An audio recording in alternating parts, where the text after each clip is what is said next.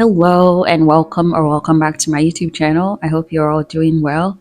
Today's video is an isolated review of a webtoon titled Love, Murder, Basketball by Kuruta Hito. I'd originally assumed that this was a manga because of the names of the characters and the author of the series, but a little bit of research revealed that this is an OEL webtoon, which stands for Original English Language. I did notice that the outline of the physical print suggested otherwise. It is printed in full color and you read it from front to back, left to right, which if you read manga, you know that reading order is usually reversed for manga. The series is currently being serialized on Anchor Comics with what looks like the mature version, as well as a version that Tokyo Pop is printing. And for the OG manga readers who have most likely experienced having to read manga on shady websites due to limited accessibility, you probably remember a website called Manga Rock. The service was shut down in 2020, and Anchor Comics was launched as a legitimate platform that now partners with publishers for digital versions of manga, manhwa, webtoons, and the like. I'm not as familiar with Anchor as a platform, and I actually did not know that Manga Rock gave rise to it before reading this series, but they have a lot of cool titles I was planning to read this year, so I would definitely be checking out the website some more. But back to the topic of today's video, I decided to pick up the first volume of this series because I haven't read anything quite like it in a while. I had to give myself a break from consuming material like this frequently because they do tend to mess with your worldview due to how much of the themes explored have a realistic basis. And after I gave it some thoughts, I thought I was ready to try something like it again.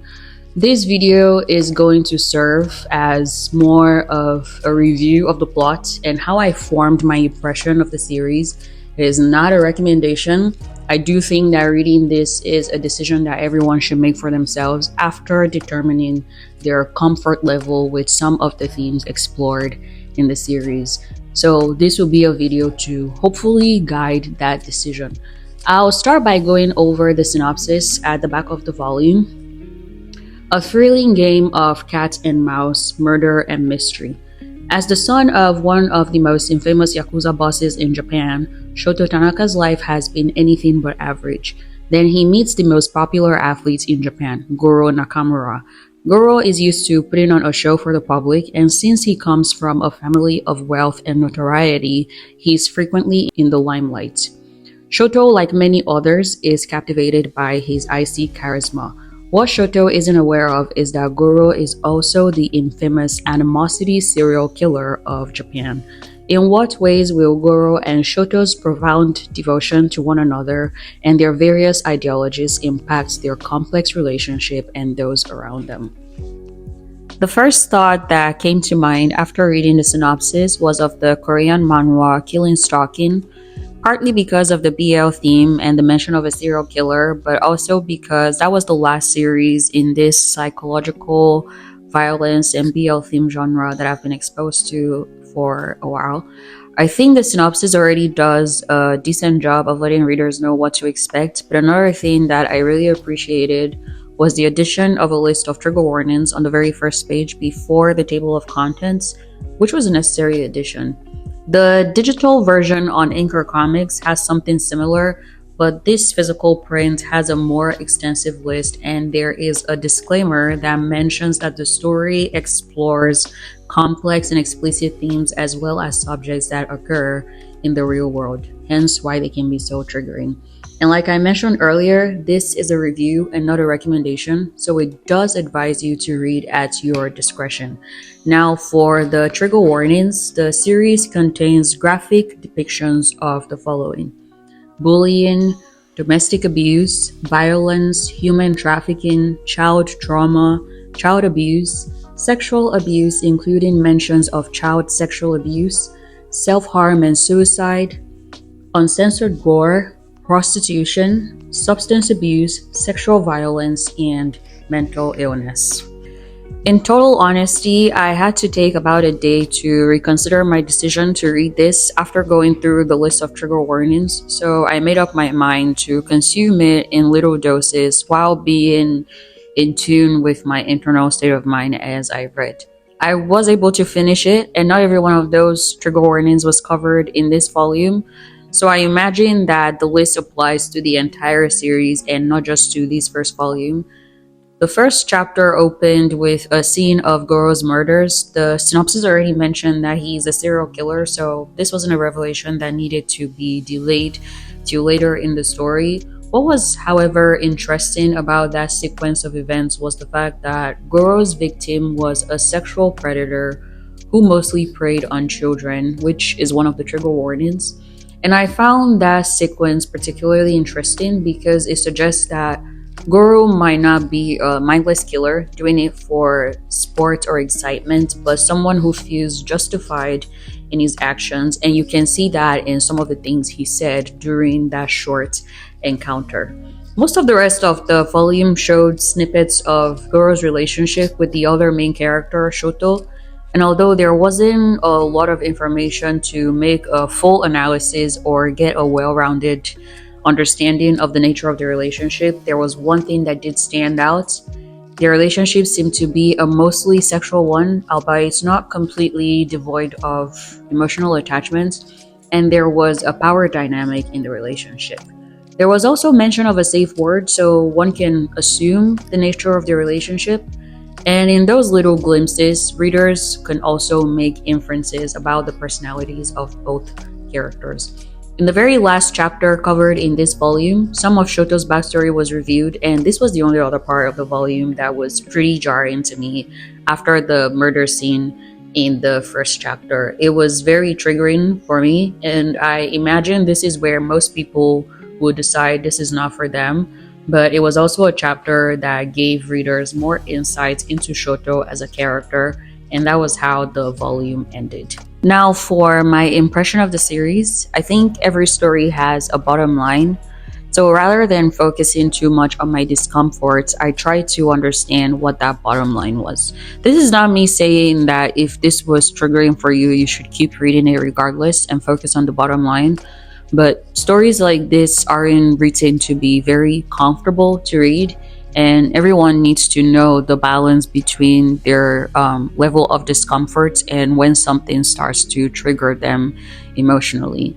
But in my quest to figure out the bottom line, some questions I usually ask myself when I read stories like this are what the story is trying to achieve, because this isn't a story for everyone. Understanding the purpose helps with keeping an open mind while consuming it. Another question I usually ask myself is what experiences shape the characters and how well the themes explored in the story helps readers make those connections. So themes like social setting, secondary characters and what roles they play in the entire story, conflict, trauma, responses to both, and most importantly, whose point of view is the story being told from and how does that affect the story or influence my impression of it. And I ask these questions to try to figure out the purpose of the story, but another thing that often happens is I will try to understand the characters as I answer these questions. I used to read and listen to a lot of true crime, and when you're constantly trying to understand some of these characters, it can drive you crazy and warp your view of reality. It also starts to affect your worldview. There is a theory known as the truth default theory, and it basically states that innately human beings default to believing the best of others, and unless you are repeatedly exposed to situations that make you believe otherwise, this is a belief that you will continue to have for the most part. I noticed that consuming a lot of these stories made me anxious and weary, so I decided to take a step back, or at least change my approach to consuming those stories. I've said all of these to share how I tried to form my impression of this series, mostly from a logical standpoint, so I could detach myself emotionally. But the author has also taken away a lot of the guesswork by making their purpose in writing this work pretty clear in the author's notes, which I will read out. Okay, here it goes. When I first began writing Love, Murder, Basketball, I decided I wanted to write a story about generational curses and how various forms of abuse can affect individuals and the families they create, with complex characters. It is my wish to use my personal experience to shed light on mental illnesses, how they are triggered, and some coping mechanisms. As someone who suffers from mental illnesses and grew up in a very abusive home, this story has a great deal of personal significance for me, and I hope that everyone who reads it can gain something from it. With that much clarity in the author's notes, it makes sense that they took the time to list out trigger warnings at the beginning of the series. Coincidentally, I read this volume at the same time I was reading another book titled What Happened to You. I believe the subtitle of the book is Conversations on Trauma, Healing, and Resilience.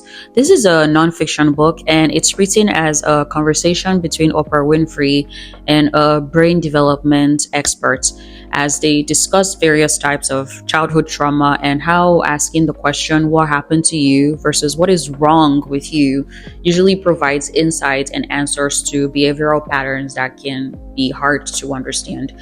They also talk about reactions to certain types of traumas and the lasting or long-term effects long after the initiating event has passed. If that's a topic that interests you even a little bit, I recommend reading or listening to this book. I finished it last night and I borrowed a copy from my local library, but that is a book that I definitely want my own copy of. That was a very brief summary of the book, but the overall point of the book supports everything the author has said in their notes with how trauma has lasting effects. So reading both books simultaneously, although it was unplanned, it also helped me form my impression of the series. Let me bring myself back before I start going off on a tangent about trauma and its effects, but I really want to see what the author does with the rest of this story, so I'm going to keep reading it online. I hope this review was helpful to you, and if you have read this first volume or you are already familiar with the series, I would love to hear your opinion and impression of it.